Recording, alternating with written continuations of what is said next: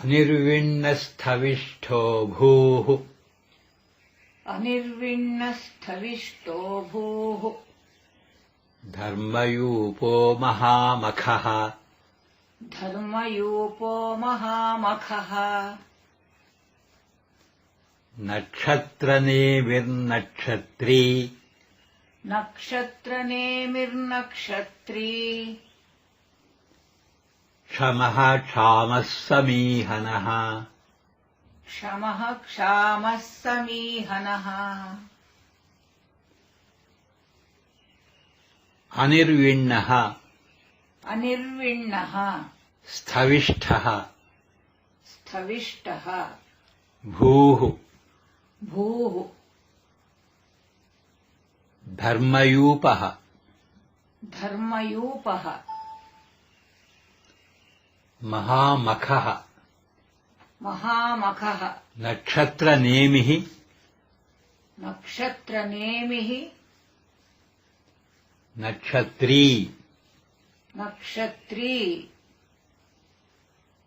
क्षमः क्षमः क्षामः क्षामः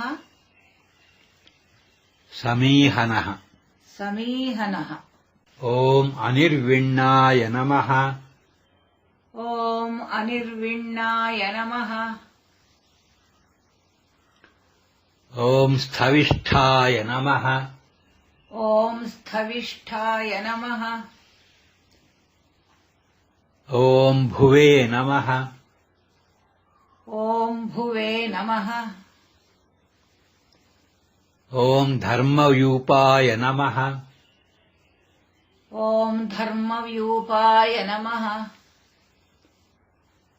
ॐ महामखाय नमः ॐ महामखाय नमः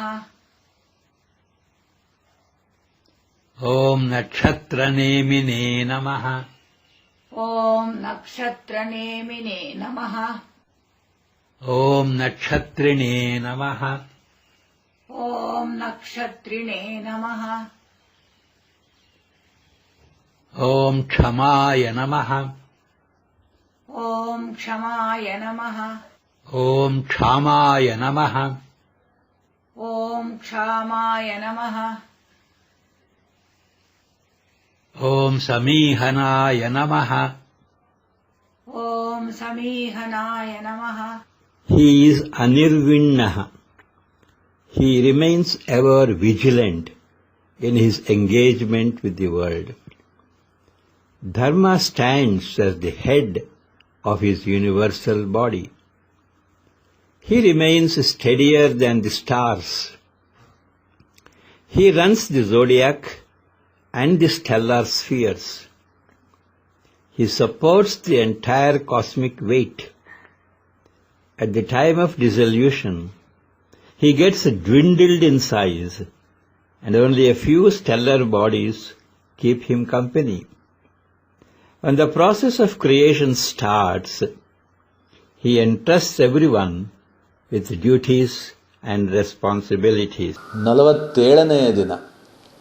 ಈತನು ಅನಿರ್ವಿಣ್ಣ. ಪ್ರಪಂಚದೊಂದಿಗಿನ ವ್ಯವಹಾರದಲ್ಲಿ ಈತನು ಸದಾ ಜಾಗರೂಕನಾಗಿರುತ್ತಾನೆ.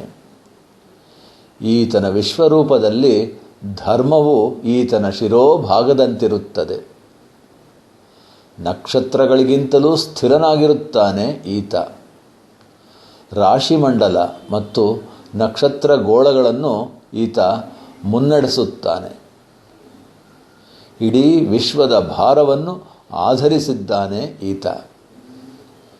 ಪ್ರಳಯ ಕಾಲದಲ್ಲಿ ಈತನು ಆಕಾರದಲ್ಲಿ ಕೃಶನಾಗುತ್ತಾನೆ ಮತ್ತು ಕೆಲವೇ ನಕ್ಷತ್ರ ಪುಂಜಗಳು ಈತನ ಸಂಗಾತಿಗಳಾಗಿರುತ್ತವೆ. ಸೃಷ್ಟಿಕ್ರಿಯೆಯ ಕಾರ್ಯ ಆರಂಭವಾದಾಗ ಈತನು ಎಲ್ಲರಿಗೂ ಕರ್ತವ್ಯ ಹಾಗೂ ಜವಾಬ್ದಾರಿಯನ್ನು ವಹಿಸುತ್ತಾನೆ.